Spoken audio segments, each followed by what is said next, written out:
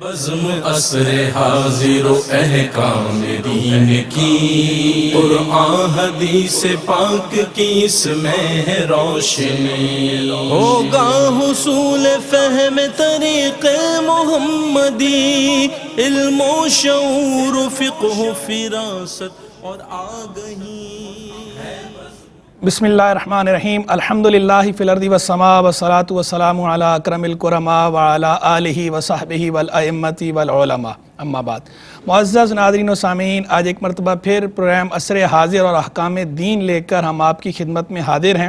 جیسا کہ آپ کو معلوم ہے کہ اس پروگرام کے اندر آپ کے سوالات کے جواب قرآن و حدیث کی روشنی میں دینے کی کوشش کی جاتی ہے، اور ہر مرتبہ ہم ایک ٹاپک بھی ڈسکس کرتے ہیں۔ ٹاپک کے بعد پھر آپ کی کالز کو بھی شامل کیا جاتا ہے، اور آپ کی کالز کو بھی انٹرٹین کرتے ہیں ہم، آپ کی کیوریز کے جواب بھی دیے جاتے ہیں۔ اور جیسا کہ ہر باری ہم بتاتے ہیں کہ ہمارے جو یہ پروگرامز ہوتے ہیں یہ ARYQ TV کے آفیشیل چینل جو یوٹیوب پر موجود ہے اس پہ بھی باقاعدہ اپلوڈ ہوتے ہیں۔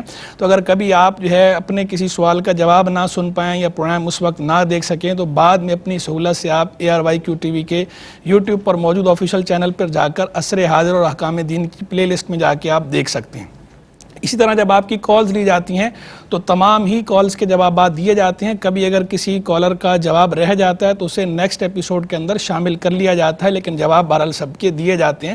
تو کسی کالر کا جواب اگر اس ایپیسوڈ میں نہ بھی ملے تو آپ بعد میں اسے بھی یوٹیوب چینل پہ جا کے پلے لسٹ سے آپ دیکھ کر اگلی یا پھر اگلی ایپیسوڈ کے اندر جا کر آپ اسے دیکھ سکتے ہیں، آپ کے جواب دیے جاتے ہیں۔ تو جیسا کہ ناظرین آپ کو معلوم ہے کہ ہمارا جو ٹاپک چل رہا تھا وہ ٹاپک ہمارا وضو کے بارے میں چل رہا تھا، اور ہم نے وضو کے فرائض آپ کو بیان کیے تھے، 4 فرائض، اور وضو کے چاروں فرائض کی ہی ہم نے جو تفصیلات ہیں وہ ساری آپ کو بریفلی بتا دی تھی۔ اس کے بعد آخری جو بات ہماری ہوئی تھی وہ چونکہ سردیوں کا موسم ہے تو چوتھا فرض جب ہم نے ذکر کیا تھا پاؤں دھونے کا، تو اس کے حوالے سے ذکر آیا تھا موزوں پر مسح کرنے کا۔ تو موزوں پر مسح کے حوالے سے ہماری تفصیلات چل رہی تھیں، کچھ تفصیلات بیان ہو گئی تھیں کہ موزے کس طرح کے ہونے چاہیے جن پر مسح کیا جا سکتا ہے، یہ ہم نے بتا دیا تھا۔ موزوں پر مسح جو ہے وہ جائز ہے، اس کے کیا دلائل ہیں، ان کی بھی تفصیلی بات ہو گئی تھی۔ واٹر پروف ساکس پر مسح کیا جا سکتا ہے یا نہیں، اس کے بارے میں بھی ہم نے تفصیل بتا دی تھی۔ تو آج ہم یہی موضوع پر مسح کے حوالے سے جو بقیہ تفصیلات ہیں، کچھ فرض کے حوالے سے، شروط کے حوالے سے، ان کا آج ہم ذکر کرتے ہیں۔ تو سب سے پہلے تو ہم موضوع پر مسح کا جو ہے وہ طریقہ بیان کر دیتے ہیں کہ موضوع پر مسح کا طریقہ کیا ہے۔ موضوع پر مسح کا طریقہ یہ ہے کہ آپ جو ہے وہ دونوں ہاتھ دونوں پاؤں پر، دائیں ہاتھ دائیں پاؤں پر اور بایاں ہاتھ بائیں پاؤں پر، اس کی 3 انگلیاں کم از کم یہ کھول کر پاؤں کی انگلیوں پر رکھیں گے، اور پاؤں کی انگلیوں پر رکھ کر اسے آپ کھینچتے ہوئے پنڈلی کی طرف لے آئیں۔ دونوں پاؤں پہ آپ نے دونوں ہاتھوں کی انگلیاں کھول کے رکھیں، اسے آپ کھینچتے ہوئے پنڈلی کی طرف لے آئے اور انگلیاں کھلی ہوئی رکھنی ہیں۔ یہ ہے موزوں پر مسح کا طریقہ، اس سے آپ کا موزوں پر مسح ہو جائے گا۔ یہ موزوں پر جو مسح ہوتا ہے اس کے صرف 2 ہی فرض ہوتے ہیں۔ ایک تو یہ کہ ہر موزے کا مسح کم از کم ہاتھ کی 3 انگلیوں کے برابر ہو جائے، یعنی ہاتھ کی جو چھوٹی 3 انگلیاں ہیں ان کی مقدار کے برابر مسح ہو جائے، ہاتھ پھر جائے پاؤں پر، ہر پاؤں کے موزے پر۔ ایک فرض یہ ہے، اور دوسرا فرض یہ ہوتا ہے کہ موزے کی پشت پر مسح ہونا چاہیے۔ موزے کی پشت پر ہو، نیچے کے حصے پر، پاؤں کے جو نیچے کا حصہ اس پہ مسح نہیں ہوتا، اس پر کرنے سے مسح ہوگا بھی نہیں اور یہ کرنا بھی نہیں چاہیے۔ ایسے ہی ایڑی پر کرنا بھی ضروری نہیں ہے، تلوے پر نہیں ہوتا، ایڑی پر نہیں ہوتا، پنڈلی پر نہیں ہوتا، اوپر پر ہوتا ہے، پشت پر ہوتا ہے، پشت پر کرنا فرض ہے۔ تو یہ اگر آپ نے اس طرح 3 انگلیاں کم از کم جو ہے پھیر لیں، آپ کا مسح ادا ہو جاتا ہے۔ اگر کسی نے جو ہے وہ پنڈلی کی طرف سے جو ہے وہ ہاتھ ایسے لے کر گیا انگلیوں کی طرف، تو بھی مسح تو ہو جائے گا، فرض تو ادا ہو جائے گا، لیکن ایسا کرنا خلاف سنت ہے۔ سنت یہ ہے کہ پاؤں کی انگلیوں کی طرف سے ہاتھ کھینچتے ہوئے جو ہے پنڈلیوں کی طرف لے کر جائیں۔ تو یہ ہے موزوں پر مسح کرنے کا طریقہ، اور موزوں پر مسح کے 2 فرض ان کا بھی ہم نے بیان کر دیا۔ اب ایک اہم بات یہ کہ موزوں پر مسح جو ہے وہ ختم کیسے ہوتا ہے، ٹوٹتا کیسے ہے، یعنی جس طرح وضو ٹوٹتا ہے جن چیزوں سے، تو کیا موزوں پر مسح جو ہے یہ بھی کسی چیز سے ٹوٹتا ہے یا نہیں ٹوٹتا، صرف مدت پوری ہونے کا ہی معاملہ ہے۔ تو دیکھیں جس طرح وضو کچھ چیزوں سے ٹوٹ جاتا ہے، تو ایسے ہی موزوں پر مسح جو ہے یہ بھی ٹوٹ جاتا ہے کچھ چیزوں سے جو نواقض مسح کہلاتی ہیں، مسح توڑنے والی چیزیں۔ تو وہ کتنی چیزیں ہیں؟ کل وہ 5 چیزیں ہیں جن سے جو ہے موزوں پر مسح ٹوٹ جاتا ہے۔ پہلی چیز یہ ہے کہ جو وضو توڑنے والی چیز ہے، کوئی بھی ناقض وضو، ہر وہ چیز جس سے وضو ٹوٹ جاتا ہے اس سے موزوں پر مسح بھی ٹوٹ جاتا ہے۔ دوسرا جو ہے وہ غسل، ہر وہ چیز جس سے غسل واجب ہوتا ہے، غسل فرض ہوتا ہے، ہر اس چیز سے موزوں پر مسح بھی ٹوٹ جاتا ہے.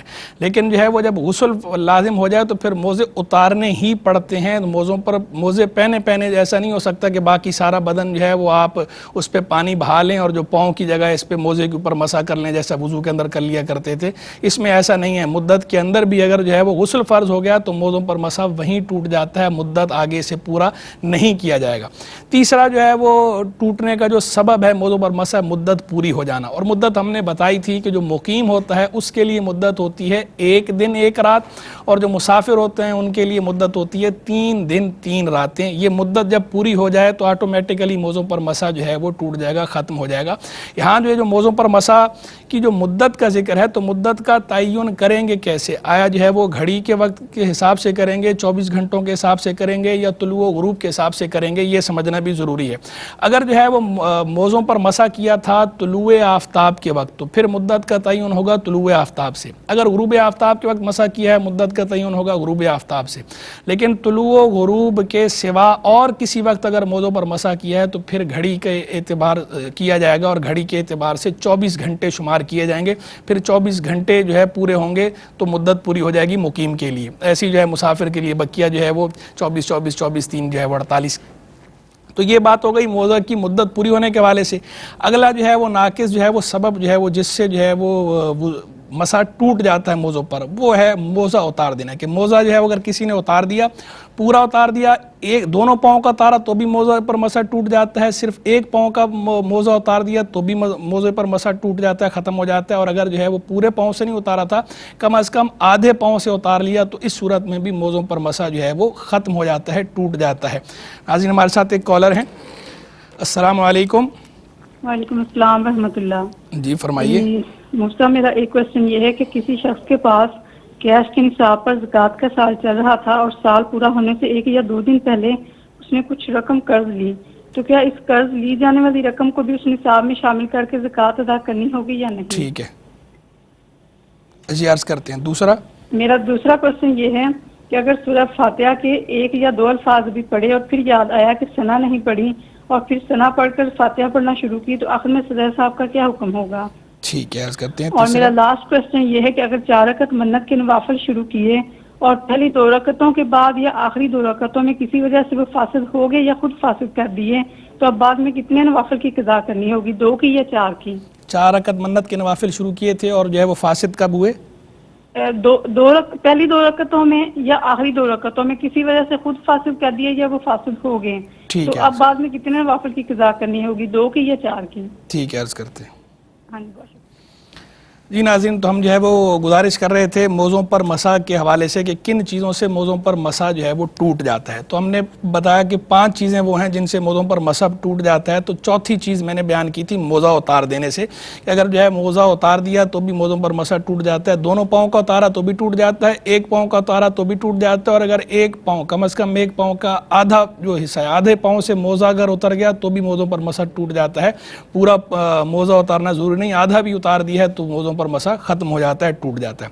5ویں جو چیز ہے، 5واں سبب، 5واں باعث جس سے موضوع پر مسح ختم ہو جاتا ہے، وہ ہوتا ہے کم از کم آدھے پاؤں کا گیلا ہو جانا. دونوں پاؤں اگر جو ہے وہ گیلے ہو گئے تو بھی اس صورت میں بھی موضوع پر مسح ختم ہو جاتا ہے، یعنی دونوں پاؤں کو گیلا کر دیا. دونوں پاؤں گیلے نہیں کیے، ایک پاؤں گیلا کیا اور آدھا گیلا ہو گیا یا آدھے سے زیادہ گیلا ہو گیا، موضوع پر مسح ختم ہو گیا. معمولی سا پاؤں اگر ایک گیلا ہوا ہے یا دونوں پاؤں معمولی گیلے ہوئے ہیں تو اس سے موضوع پر مسح نہیں ختم ہوتا، نہیں ٹوٹتا. لیکن کم از کم آدھا پاؤں اگر گیلا ہو جائے گا مسح ٹوٹ جائے گا موضوع پر. ہمارے ساتھ ایک اور کالر ہیں. السلام علیکم. السلام علیکم. السلام علیکم ورحمۃ اللہ. وعلیکم السلام. جی فرمائیے. حضور پوچھنا یہ ہے کہ جوتے پہن کر نماز جنازہ پڑھی جا سکتی ہے؟ ٹھیک ہے، عرض کرتے ہیں. اکثر یہ دیکھا گیا ہے کہ بہت سارے لوگ نماز جنازہ بے دھیانی سے جوتے پہن کے پڑھتے ہیں، تو کیا یہ ممکن ہے؟ جی عرض کرتے ہیں. اس کی رہنمائی فرمائیں. جی عرض کرتے ہیں. جی ناظرین، تو میں گزارش کر رہا تھا موضوع پر جو مسح جن چیزوں سے ٹوٹ جاتا ہے وہ 5 چیزیں ہیں. 5 چیزوں کے بارے میں نے تھوڑا بتا دیا. اب ایک یہ ہے کہ اگر ایک موزہ ہے اور دو موزے کی بجائے صرف ایک ہی موزہ ہے، ایک پاؤں پر موزہ پہنا ہوا ہے، اور اگر کوئی ایسا کرنا چاہے کہ ایک پاؤں پر مسح کر لے موزے پر اور دوسرا پاؤں دھو لے تو ایسا کر سکتا ہے یا نہیں کر سکتا؟ تو ایسا نہیں کیا جا سکتا۔ اس صورت میں اس موزے کو بھی اتار کر اس پاؤں کو بھی دھونا ہوگا، کیونکہ وضو کے اندر اصل جو ہے یہ پاؤں دھونا ہے اور موزوں پر مسح جو ہے یہ اس کا نائب ہے۔ تو جب اصل اور نائب دونوں کو جمع نہیں کیا جا سکتا، جب اصل ممکن نہ ہو اس صورت میں نائب ہوتا ہے۔ ایسا نہیں ہو سکتا کہ دونوں کو بیک وقت آپ جمع کر لیں، شرعاً اس کی اجازت نہیں ہے۔ تو چونکہ دو موزے موجود نہیں ہیں، ایک ہی موزہ ہے اور آپ پاؤں دھو سکتے ہیں ایزیلی، تو اس صورت میں آپ جو ہے وہ اتار دیں گے وہ موزہ بھی، اور دونوں پاؤں کو دھونا ضروری ہوگا، بغیر دھوئے نہیں چلے گا۔ اسی طرح ایک اور کالر ہے ہمارے ساتھ۔ السلام علیکم۔ السلام علیکم۔ وعلیکم السلام۔ جی فرمائیے۔ سر جب ہم غسل کرتے ہیں سر، اس کے بعد ہمیں وضو کرنا جائز ہے یا وضو ہو جاتا ہے؟ جی عرض کرتا ہوں۔ جی ناظرین، تو میں موزوں پر مسح کے حوالے سے بات کر رہا تھا، تو اسی طرح موزوں پر جو مسح ہے اس کی کچھ شروط بھی ہیں۔ یہ تو موزوں پر مسح کا طریقہ بھی بیان ہو گیا، موزوں پر مسح کرنے کے فرض کتنے ہیں یہ بھی ذکر ہو گئے، اور موزوں پر مسح جو ہے وہ کن اسباب سے ٹوٹتا ہے، نواقض مسح کیا ہیں ان کا بیان بھی ہو گیا۔ اب جو ہے وہ اس بات کی طرف کہ موزوں پر مسح کی جو ہے وہ شروط کیا ہیں۔ تو موزوں پر مسح کی جو ہے وہ 7 شرطیں ہیں، 7 ٹرمز ہیں، 7 کنڈیشنز ہیں۔ ایک تو یہ ہے کہ جو آپ کے موزے ہیں یہ کم از کم ٹخنوں تک اس سے ٹخنے ڈھک جائیں، ٹخنے کور ہو جائیں۔ تھوڑا بہت معمولی سا اگر جو ہے وہ ٹخنا ظاہر ہو رہا ہو تو خیر ہے، لیکن جو ہے وہ اس سے پنڈلی جو ہے پیچھے کی یہ نہیں ظاہر ہونی چاہیے۔ موزوں پر جو آپ کے ٹخنے ہیں کم از کم یہ کور ہونے چاہیے۔ دوسری شرط یہ ہے کہ جو موزے ہیں آپ کے وہ ایسے ہوں کہ پاؤں پر اگر جو ہے انہیں بغیر باندھے وہ ٹک سکتے ہوں، جم سکتے ہوں، انہیں باندھنا ضروری نہ ہو، بغیر باندھے رک سکتے ہوں، بآسانی چلا پھرا جا سکتا ہو ان پر، اس طرح آپ کا ہونا چاہیے۔ ہمارے ناظرین ایک مختصر سا بریک ہے، امید کرتے ہیں آپ ہمارے ساتھ رہیں گے۔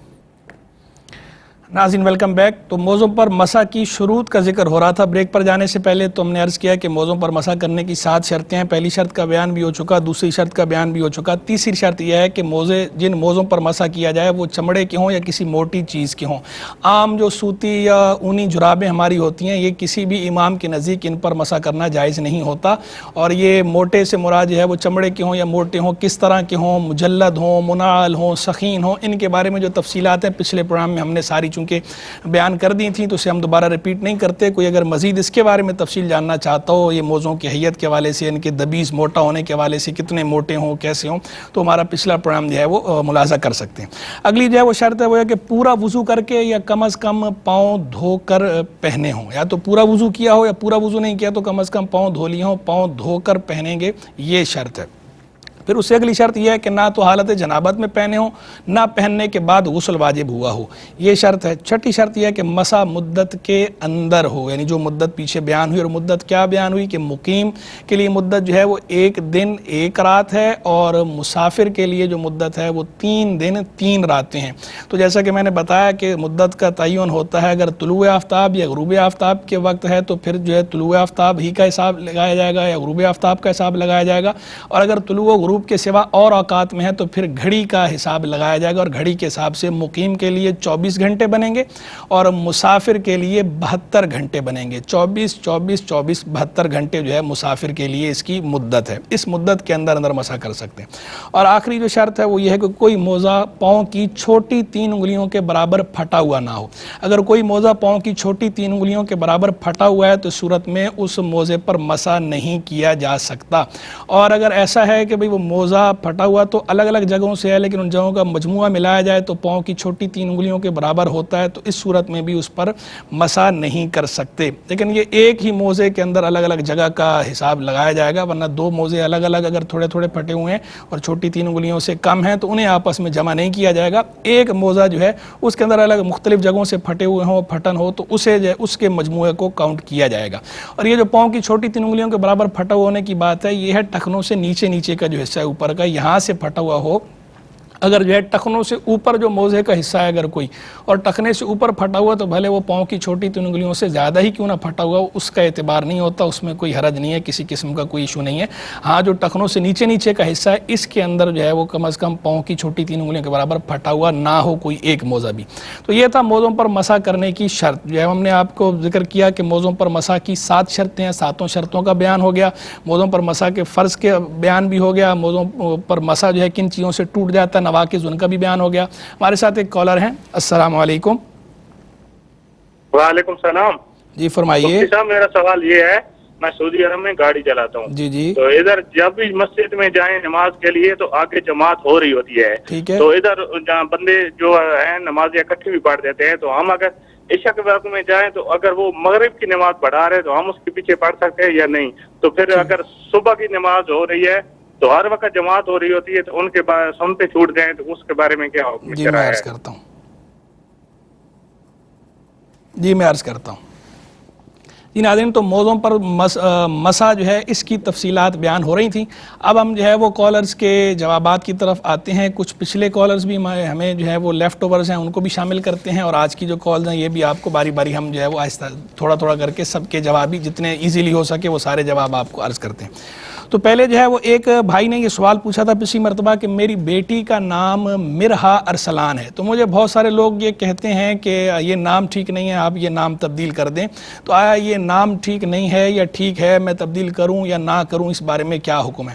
تو دیکھیں، مرہا نام کا کوئی صیغہ عربی کے اندر نہیں ہے، مرہا ہوتا ہے، مرہا نہیں ہے، اور جو مرہا ہے اس کے مختلف معنی ہوتے ہیں۔ ایک معنی تکبر کرنا ہے، ایک معنی اترانا ہے، ایک معنی خوشی سے پھولنا ہے، ایک معنی اناج ہے، ایک معنی چکی کا پارٹ ہے، تو مختلف معنی ہیں، لیکن کچھ معنی اس کے ایسے ہیں جو مناسب نہیں ہیں، جیسے تکبر، اترانا وغیرہ، شیخی کرنا، شیخی بگاڑنا وغیرہ۔ تو اس معنی کے اعتبار سے بعض علماء یہ فرماتے ہیں کہ یہ نام مناسب نہیں ہے، یہ نام تبدیل کر دیا جائے۔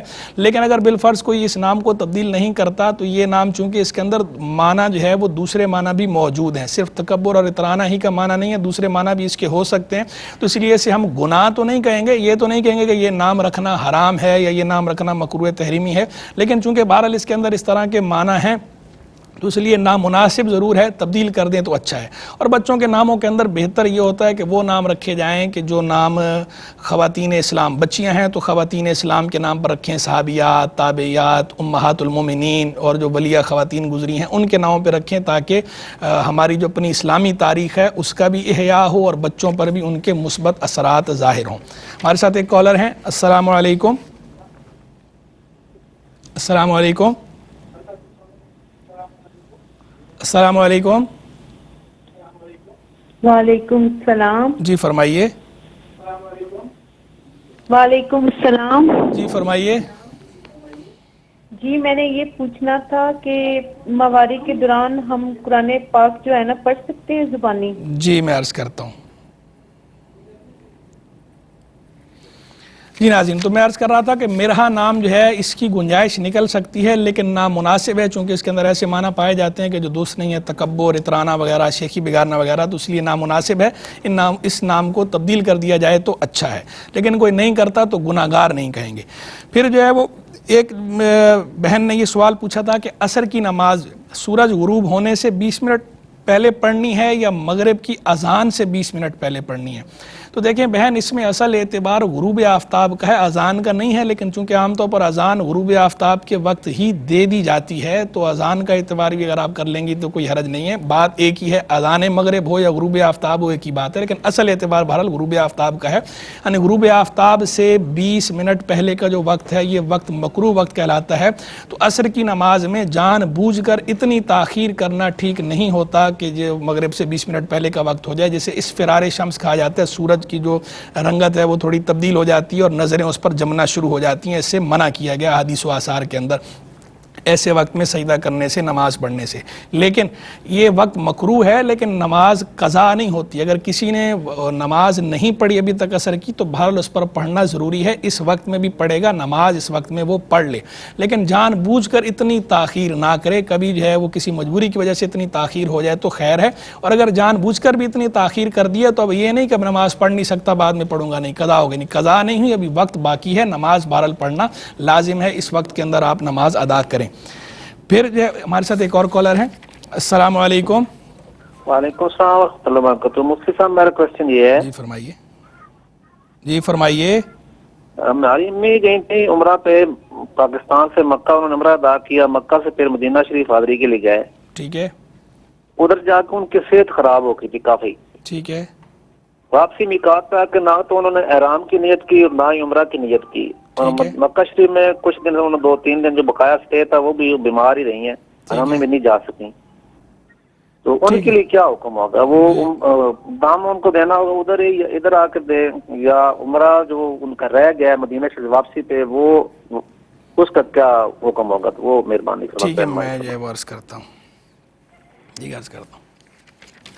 جی ناظرین, تو جو ہے وہ ایک سوال یہ عصر کی نماز والا جو تھا بہن کا, یہ میں نے اس کو جو ہے وہ ڈسکس کر دیا, بتا دیا. پھر ایک بہن نے یہ سوال پوچھا تھا کہ سر پر جو ہے بعض اوقات جو ہے خواتین سوئیاں یا کلپ لگاتی ہیں, تو مسح کرنے میں آیا گیلا ہاتھ اگر پھیرا تو سوئیاں یا وہ کلپ اتارنا ضروری ہے, یا ان کے اوپر سے اگر ہاتھ پھیر لیا تو بھی جو ہے مسح ہو جاتا ہے؟ تو دیکھیں ہم نے پہلے ہی بتایا تھا کہ سر کا مسح کرنے کے اندر جو ہے کم از کم پیشانی کی مقدار جو ہے وہ اتنے حصے پر ہاتھ پھیرنا ضروری ہوتا ہے. تو سر پہ سوئیاں یا کلپ لگے بھی ہوں تو وہ اتنے زیادہ نہیں لگے ہوتے کہ اتنی مقدار باقی نہ ہو. تو گیلا ہاتھ اگر جو ہے وہ پھر گیا ہے, مسح کر لیا ہے, تو سوئی کے اوپر سے تو نہیں ہوتا, لیکن بالوں پر پھر گیا, سر پر پھر گیا, سوئی والی جگہ سے ہٹا کر اگر آپ نے پھیر لیا ہے, اور ایک پیشانی کی جو مقدار ہے, مقدار ناسیہ جیسے کہا جاتا ہے, اتنی مقدار جو حصہ ہے اس پر اگر آپ کا گیلا ہاتھ پھر جاتا ہے تو اس صورت میں مسح ہو جاتا ہے. لیکن یہ جو پیشانی کی مقدار کا اعتبار کریں گے, یہ سر کے اوپر کے حصے کا کریں گے, نیچے لٹکے ہوئے بالوں کا اعتبار نہیں ہوتا ہے. کوئی لٹکے ہوئے, چونکہ خواتین کے لمبے بال ہوتے ہیں, تو کوئی اگر لٹکے ہوئے بال نیچے ہیں ان پہ گیلا ہاتھ پھیر لے تو مسح ہوگا نہیں ہوگا؟ مسح نہیں ہوگا. سر کے اوپر جو بال ہیں اس حصے پر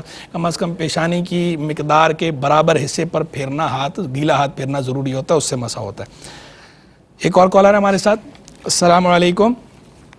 جی وعلیکم السلام. جی فرمائیے. سر میں نے کوشچن کرنا تھا کہ یہ جو عورتوں کا مسئلہ ہوتا ہے نا, لیکوریا کا, جو سفید ہوتا ہے, جی بالکل جس میں خون کی آمیزش نہیں ہوتی, اس میں نماز کیسے پڑھی جائے؟ اور دوسرا یہ پوچھنا ہے کہ جب بہت زیادہ وسوسے ہوں نماز پڑھتے وقت تو ان کا کیا علاج ہے؟ جیسے جب بھی نماز پڑھنے کھڑے ہو تو اس طرح لگتا ہے جیسے پیشاب کے قطرے گر رہے ہیں یا اس طرح ہو, تو اس کے لیے پھر کیا حکم ہے؟ اور بار بار شک ہو کہ یہاں بھی کپڑے ناپاک ہیں, اس طرح ہیں, تو جی عرض کرتا ہوں. پھر اس کے بعد ہم سے ایک بہن نے یہ سوال کیا تھا کہ عورتیں رکوع کے اندر جو ہے وہ کتنا جھکیں, کتنا جھکنا ضروری ہے. انہوں نے کہا کہ جیسے مرد کے بارے میں تو مشہور ہے کہ مرد جو ہے وہ اتنا جھکے کہ اس کے اوپر جو ہے گھڑا رکھ دیا جائے پانی کا تو وہ گھڑا نہ گرے. تو عورتوں کے لیے کیا حکم ہے؟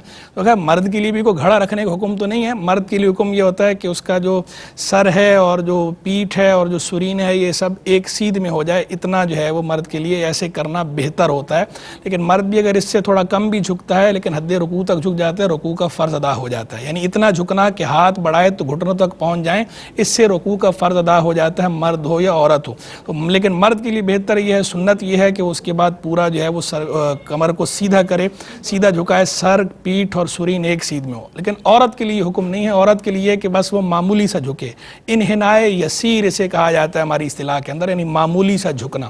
تو معمولی جھکنا عورت کے لیے کافی ہے رکوع میں, اور اس کے لیے سنت نہیں ہے کہ وہ زیادہ جھکے. وہ معمولی جھکنا کتنا ہے؟ یعنی کم از کم اتنا جھکنا کہ ہاتھ بڑھائے تو گھٹنوں تک پہنچ جائے.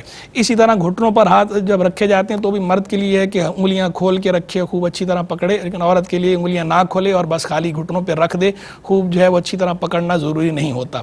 دراصل عورت کے لیے بہتر یہ ہوتا ہے کہ جس میں ستر کی رعایت ہو, پردے کی رعایت ہو. تو ہر وہ حیت کہ جس کے اندر ستر اور پردے کی رعایت زیادہ ہو, عورت کے لیے نماز میں اس کا حکم ہے. تو مرد اور عورت کا جو نماز میں فرق ہے وہ بھی اسی اعتبار سے ہے کہ جہاں جہاں ستر اور پردے کی رعایت خاتون کے لیے اس حیت کے اندر نہ ہوتی ہو تو اس حیت کو اختیار نہیں کیا جاتا مرد کی طرح, اس سے تھوڑا اس کو ریلیکسیشن دی جاتی ہے, تخفیف کا حکم ہوتا ہے. اور یہ حکم بھی احادیث و آثار کی روشنی میں ہے. ناظرین یہاں ایک وقت ہے مختصر سے بریک کا, امید کرتے ہیں آپ ہمارے ساتھ رہیں گے. ناظرین ویلکم بیک. ہمارے ساتھ ایک کالر ہیں. السلام علیکم. السلام علیکم. السلام علیکم. السلام علیکم. وعلیکم السلام. جی فرمائیے. السلام علیکم. جی وعلیکم السلام. جی فرمائیے. ہاں مفتی صاحب میرے 2-3 سوال ہیں, جی وہ کائنڈلی مہربانی فرمائیے, رہنمائی فرمائیے گا. جی فرمائیں. ایک یہ کہ جو بندہ बाजमात नमाज हो रही है, कई बंदे हैं जो सजदा नहीं कर सकते, वो कुर्सी रख लेते हैं और वो मुकम्मल बैठ के पढ़ते हैं। कई बंदे हैं वो सजदा नहीं कर सकते लेकिन क़याम पे कादर होते हैं, वो क़याम करते हैं और सजदे के लिए कुर्सी का इस्तेमाल करते हैं। ठीक है, वो कुर्सी की पोजीशन चार पाए उस कुर्सी के कहाँ होंगे, पिछली सफ में होंगे या उसी सफ में होंगे? ठीक है जी, मैं अर्ज और करता हूँ। दूसरा, जी बोलिए। ठीक है नाज़रीन, तो मैं गुजारिश कर रहा था जो है वो आखिरी जो हमारा सवाल था, औरतें रुकू में कितना झुकें, उसके हवाले से तफसील हमने बता दी। फिर एक कॉलर ने हमसे ये सवाल पूछा था कि केकड़ा जो है, सर्दियों में केकड़ा खाना या केकड़े का सूप पीना ये हलाल है या नहीं, जायज़ है या नहीं है। तो देखें हमारे यहाँ फ़िक़्ह हनफ़ी के अंदर सिर्फ दरियाई जानवरों में सिर्फ मछली जो है इसे खा सकते हैं, मछली के सिवा बकिया जानवर दरिया के इस्तेमाल नहीं कर सकते। और जो केकड़ा है ये मछली की किस्म नहीं है, केकड़ा ये दरियाई कीड़ा है और दरियाई कीड़े खाना जायज़ नहीं, दरियाई कीड़े खाना हलाल नहीं है। ना दरियाई कीड़ा खाया जा सकता है, ना दरियाई कीड़े का सूप इस्तेमाल किया जा सकता है। तो केकड़ा खाना भी मकरूह तहरीमी है और केकड़े का जो सूप भी पीना है ये भी मकरूह तहरीमी और बाकायदा इसकी तसरीहात कुतुब के अंदर मौजूद हैं। अरबी में इसको सरतान कहा जाता है, सरतान की हुर्मत की कराहत तहरीमिया की तसरीहात कुतुब के अंदर मौजूद है। तो केकड़ा सर्दी हो या गर्मी हो, ना तो केकड़ा खाना जायज़ है, ना ही केकड़े का सूप पीना जायज़ है। फिर जो है वो एक बहन ने ये सवाल पूछा कि मेरे मियाँ ने 2 दफ़ा तलाक दी, तलाक देकर 2 दफ़ा तलाक दी है, फिर उसके बाद तीसरी जो है उसने लिखवा कर घर से चला गया, तो तलाक हुई या नहीं हुई, कितनी तलाक की हुई। देखें 2 दफ़ा अगर उन्होंने तलाक ज़बानी दी थी तो वो ज़बानी 2 दफ़ा हो गई, और तीसरी दफ़ा जो उन्होंने लिख कर तलाक दी है, तो जिस तरह तलाक बोलने से हो जाती है इसी तरह लिखने से भी हो जाती है। और ये कायदा है शरीयत का कि अल किताब कल खिताब, लिखना बोलने की तरह है। जैसे बोलने से तलाक होती है लिखने से भी हो जाती है, बस लिखने में एक जो है वो इजाफी तफसील ये है कि वो जो लिखे हुए तलाक होती है वो तलाक उस सूरत में नहीं होती जब इकराह शरी पाया गया हो, गन पॉइंट पर किसी ने लिखवाया हो और ज़बान से अल्फाज ना कहें फिर नहीं होती। लेकिन गन पॉइंट पर नहीं लिखवाया, किसी ने खुद अपनी मर्ज़ी से तलाक लिख दी है, तो लिखने से भी तलाक उसी तरह हो जाती है जैसे बोलने से होती है। 2 तलाक़ें वो ज़बानी दे चुके, तीसरी लिख के दे दी, और अगर वो उसके इनकारी नहीं है तो ये 3 तलाक़ें होकर ये 3 मुग़ल्लज़ा तलाक़ें हो चुकी हैं, तलाक हो गई है और अब बगैर हलाल शरिया के रुजू नहीं हो सकता। हमारे साथ एक कॉलर हैं। अस्सलाम वालेकुम। अस्सलाम वालेकुम। अस्सलाम वालेकुम। वालेकुम अस्सलाम, जी फरमाइए। अस्सलाम वालेकुम। वालेकुम अस्सलाम, जी फरमाइए। तो मोदी साहब ये सवाल मेरा ये है कि हम जैसे दूसरे शहर में जाते हैं तो वो कसर नमाज जो पढ़ी जाती है, हम जैसे दूसरे शहर में जाते हैं वहाँ हमारी ज़मीन ज़वाद, हम वहाँ के मकान, हम वहाँ के मकीमी हैं, तो अब यहाँ से जब जाएंगे तो वहाँ हम कसर नमाज पढ़ेंगे या पूरी नमाज पढ़ेंगे, ये मालूम करना। जी ठीक है, बताते हैं। जी ठीक है, तो जो है वो एक सवाल कॉलर ने हमसे ये पूछा था कि मशीनी ज़बीहा जो है वो ये जायज़ है या नहीं है। तो देखिए मशीनी ज़बीहा जायज़ नहीं है, और जो मुबाशिर होता है यानी जो ज़बह करने वाला है उसका आकिल बालिग और मुसलमान या अहले किताब में से होना ये ज़रूरी है, और अल्लाह का नाम लेकर ज़बह करे, ये ज़बह की ज़बह शरी की ये शुरूत होती हैं, और कम अज़ कम जो है वो 4 रगें या अक्सर रगें जो है वो कट जाएँ, ये ज़बह करने की शर्तें हैं। और मशीनी ज़बीहे के अंदर आमतौर पर ये शर्तें नहीं पाई जाती, बस वो तो मशीन का बटन चला दिया जाता है, उसमें मुबाशिर जो है वो मशीन होती है, वो सामने मौजूद नहीं होता बंदा जो मुसलमान या किताबी आकिल बालिग जो ज़बह कर रहा हो। तो इसलिए मशीनी ज़बीहा जो है ये इस्तेमाल करना दुरुस्त नहीं है, जायज़ नहीं है।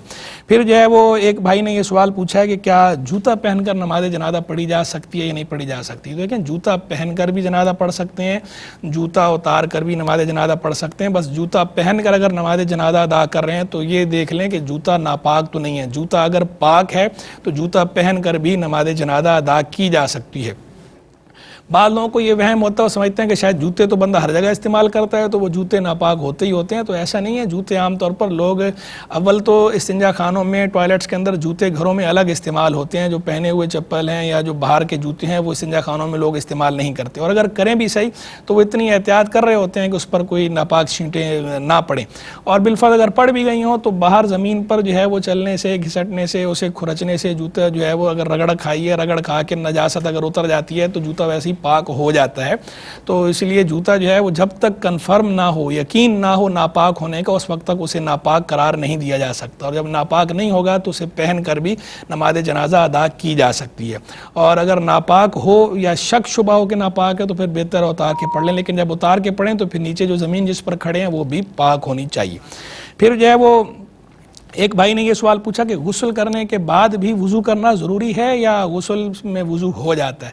تو یہ ہم نے پہلے بھی عرض کیا تھا پچھلے پروگرام کے اندر بھی کہ غسل کرنے سے وضو بھی ادا ہو جاتا ہے، الگ سے وضو کرنا ضروری نہیں ہوتا. لیکن وضو کا ثواب ملے گا یا نہیں ملے گا؟ تو وضو کا ثواب تب ملے گا جب آپ وضو کی یا طہارت کی، اللہ کی رضا کی، ثواب کی نیت کریں گے تو ملے گا. تو بہتر یہ ہے کہ غسل کرتے وقت آپ وضو کی نیت بھی کر لیا کریں تاکہ آپ کو وضو کا ثواب بھی ملے. اور اگر آپ نے جو ہے وہ غسل کر لیا ہے، وضو کی نیت نہیں کی تھی، تو بھی وضو آپ کا ہو گیا، اس وضو سے آپ نماز وغیرہ پڑھ سکتے ہیں. لیکن کوئی اگر تازہ وضو کرنا چاہے تو اچھی بات ہے، تازہ وضو کرنے کی بھی اجازت ہے. یعنی ایسا نہیں ہے کہیں کہ بھئی اس کا تو وضو ہے، اب تازہ وضو کیوں کر رہا ہے. نماز کے لیے تازہ وضو کرنا بھی اچھا ہے، اولا ہوتا ہے، مستحب ہے. اور الوضو والوضو نور علی نور، وضو پر وضو، یہ نور پر نور ہے، یعنی سونے پر سہاگا ہے. تو وضو پر وضو کیا جا سکتا ہے. تازہ وضو اگر الگ سے کر لے تو کوئی حرج اس کے اندر نہیں، اچھی بات ہے. لیکن ویسے لازم ہے یا نہیں؟ تو دیکھیں غسل کے اندر جو آپ نے غسل کیا ہے اس غسل سے جو ہے وضو ادا ہو گیا، الگ سے کرنا ضروری نہیں. پھر جو ہے وہ ایک بہن نے یہ سوال پوچھا کہ کیا ماہواری کے دوران قرآن پاک کی تلاوت کر سکتے ہیں یا نہیں کر سکتے. دیکھیں ماہواری کے دوران قرآن پاک کی تلاوت کی نیت سے نہیں کی جا سکتی. وہ صورتیں یا وہ آیتیں جن کے اندر اللہ تبارک و تعالیٰ کی تعریف، توصیف، ثنا کا مضمون ہو یا حمد ہو، اللہ کی تعریف ہو یا دعا کا مضمون مفہوم ہو، اسے دعا کی نیت سے، اللہ کی ثنا کی نیت سے، ذکر کی نیت سے پڑھ سکتی ہیں، تلاوت کی نیت سے نہیں پڑھ سکتی. اور جو کل ہیں، اگر چاروں کل ہیں، یہ چاروں کل بھی ثنا کی نیت سے، دعا کی نیت سے پڑھے جا سکتے ہیں، لیکن لفظ کل ہٹا کر پڑھنا ہوگا کیونکہ لفظ کل کے ساتھ ان کا قرآن ہونا متعین ہو جاتا ہے. لفظ کل کے ساتھ پڑھنے کی اجازت نہیں ہے. تو ویسے جو ہے وہ مضمون جس میں دعا کا ہو، جس آیت یا سورت کے اندر یا اللہ کی تعریف کا ہو، اسے ذکر کی نیت سے یا دعا کی نیت سے پڑھ سکتی ہیں. تلاوت کی نیت سے بہرحال جو ہے وہ ماہواری میں نہیں پڑھ سکتی، قرآن جائز نہیں. پھر ایک جو ہے وہ بھائی نے یہ سوال پوچھا کہ مدینے میں جو ہے وہ میری والدہ گئیں اور مدینہ عمرہ کر کے پھر مدینے چلی گئیں. مدینے سے جب مکے آنا تھا تو اب وہ بیمار تھیں، بیماری کی وجہ سے وہ عمرہ نہیں کر پائیں، میقات سے ایسے ہی گزر گئی ہیں، واپس آ گئی ہیں. تو کیا حکم ہوگا؟ دم دیا جائے گا یا نہیں دیا جائے گا؟ اور وہ دم جو ہے وہ کہاں دیا جائے گا؟ اور عمرے کا کیا حکم ہے؟ تو دیکھیں اس صورت میں اب حکم یہ ہے کہ دم دینا ان پر لازم ہو چکا ہے، وہ دم دیں گی. اور دم حدود حرم کے اندر دینا ضروری ہوتا ہے، یہاں نہیں دے سکتے حدود حرم میں. یہ کیا جا سکتا ہے کہ یہاں سے کسی کو وکیل بنا دیں اور وہ وہاں پر حدود حرم میں آپ کی طرف سے قربانی کر دے آپ کے وکیل کے طور پر، تو یہ کیا جا سکتا ہے. لیکن دم بہرحال ان پر لازم ہے. اور عمرہ جو ہے وہ چونکہ یہ بھی لازم ہو گیا تھا تو عمرے کی اب ان پر قضا ہے کہ نہیں، تو عمرہ بھی بہرحال انہیں کرنا ہوگا کیونکہ جب وہ وہاں سے گزری ہیں میقات سے اور مکے میں رہی بھی ہیں 2 دن اور انہوں نے نہ تو عمرہ کیا ہے اور نہ ہی احرام باندھا تھا، تو اب ان پر عمرہ بھی لازم ہے. تو جب بھی زندگی میں کبھی اب جانا ہے جا کر عمرہ جو ہے ان پر لازم ہے، عمرہ بھی کریں گی اور دم بھی دیں گی. پھر جو ہے وہ ایک بھائی نے یہ سوال پوچھا کہ با جماعت نماز ہے اور با جماعت نماز کے دوران جو ہے وہ سجدے پر کچھ لوگ قادر نہیں ہوتے تو وہ کرسی پر بیٹھ کر نماز پڑھتے ہیں. تو کچھ وہ ہیں کہ جو سجدے پر قادر نہیں ہیں، کرسی پر عیسائی نماز پڑھتے ہیں. کچھ وہ ہیں کہ جو سجدے پر قادر نہیں ہیں لیکن قیام پر قادر ہیں تو کھڑے ہو جاتے ہیں اور باقی نماز جو ہے وہ بیٹھ کر پڑھتے ہیں. تو یہ دونوں میں سے کون سا طریقہ ٹھیک ہے یا کیا کیا جائے؟ تو دیکھیں کرسی پر جو نماز پڑھنا ہے، یہ نماز پڑھنا یہ مؤمن کے حکم میں ہوتا ہے. مؤمن کا مطلب ہوتا ہے اشارے سے نماز پڑھنے والا، اور اشارے سے نماز پڑھنے والا چونکہ جو سجدے پر قادر نہیں ہے تو اب وہ اشارے سے نماز پڑھنے والے کے حکم میں اس سے قیام ساکت ہوتا ہے. اب اس کے لیے قیام کرنا ضروری نہیں، وہ ساری نماز کرسی پہ بیٹھ کر پڑھ لے. ہاں وہ کھڑا اگر ہو گیا ہے اور باقی بیٹھ کر پڑھتا ہے، قیام کے ٹائم کھڑا ہو جاتا ہے، تو اس طرح کرنے سے نماز ہوتی ہے کہ نہیں؟ تو نماز ہو جاتی ہے، قیام کرنا بھی جائز ہے. لیکن بہتر یہ ہے کہ وہ قیام نہ کرے، بیٹھ کر کرسی پر بیٹھ کر ہی نماز ساری اشارے سے پڑھے. اور اگلی بات کہ کرسی کہاں رکھی جائے، تو بہتر یہ ہے کہ کرسی جو ہے وہ صف کے آخر میں رکھی جائے، یعنی بیچ میں، صف کے بیچ میں کرسی کو بلا وجہ نہ رکھا جائے، آخر میں، صف کے آخر میں رکھ لے تاکہ جو باقی دیگر نمازی ہیں ان کو تکلیف نہ ہو اور کسی قسم کا قطع صف کا اندیشہ یا شائبہ بھی نہ رہے کسی قسم کا. تو صف کے آخر میں کرسی رکھنا بہتر ہوتا ہے. तो कुर्सी पर नमाज का हुक्म ये तफसीलन हमने बता दिया। फिर एक बहन ने पूछा कि लिकोरिया जो है उसमें नमाज का हुक्म जो है, तो लिकोरिया जो है अगर रेडिश या येलोइश हो, खून या पीप की आमेज़श का अंदेशा हो, तो उससे तो वज़ू भी टूटता है। वो जो लिकोरिया होता है वो नाकिज़ वज़ू होता है, वो नापाक होता है, लेकिन जो वाइट होता है वो रतूबत पाक होती है। तो ऐसी सूरत में धो लेना बेहतर होता है। नहीं, जो बिल्कुल सफ़ेद है जिसमें खून या पीप की आमेज़श नहीं है तो वो नाकिज़ वज़ू नहीं है। चूँकि वो नाकिज़ वज़ू नहीं है तो इसलिए नमाज़ पढ़ी जा सकती है, लेकिन बेहतर यह है कि साफ़ कर लिया जाए और कपड़े तब्दील करके पढ़ लें तो अच्छी बात है। लेकिन अगर उन्हीं कपड़ों से ही पढ़ लेते हैं तो चूँकि वो नाक़िज़ वज़ू भी नहीं है, वो नजासत के हुक्म में नहीं है, तो हो जाता है। लेकिन उलमा का इसमें इख्तिलाफ़ है। बेहतर यह इख्तिलाफ़ उलमा से बचने के लिए कपड़े तब्दील कर लिए जाएँ और वज़ू करके नमाज़ पढ़ ली जाए, ताकि तमाम उलमा के नज़दीक आपकी नमाज दुरुस्त हो जाए। नाज़रीन, यहाँ प्रोग्राम का वक्त ख़त्म हुआ है। अल्लाह तबारक व तआला आपका और हमारा सबका हामी और नासिर हो। इंशाअल्लाह फिर अगले प्रोग्राम के अंदर नए सवालात लेकर हाजिर होंगे। है बज़्म असरे हाज़िरो अहकाम दीन की, कुरान हदीस पाक की इसमें है रोशनी। होगा हुसूल फ़हम तरीक़ मुहम्मदी, इल्मो शऊर फ़िक़्ह फ़िरासत और आगही। है बज़्म असरे हाज़िरो अहकाम दीन की, कुरान हदीस पाक की इसमें है रोशनी।